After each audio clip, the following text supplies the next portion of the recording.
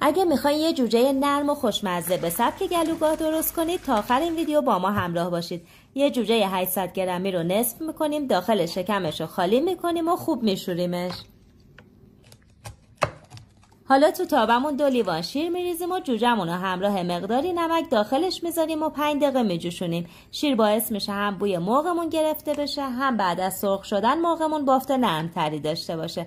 بعد از شیر در میاریم و کاملا خشکش میکنیم. سطح روش رو نمک پاشی میکنیم و تو روغن زیاد با حرارت زیاد دو طرفش رو کمی سرخ میکنیم. بعد از تابه در میاریم، داخل قابلمه میذاریم و 5 دقیقه بهش استراحت میدیم. حالا یه قالب کره و روغن رو اضافه میکنیم و میذاریم 2 ساعت بپزه.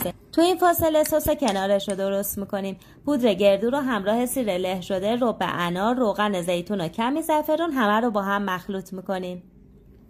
سسمون که آماده شد کنار میذاریم و میریم سراغ جوجه هامون که 2 ساعت با حرارت کم پختن و کاملا سرخ شدن. تو ظرف سرومون میذاریم و تزیینش میکنیم. در آخرم برنجمون رو میکشیم و این برنج زعفرونی و خوشمزه برای روش آماده میکنیم.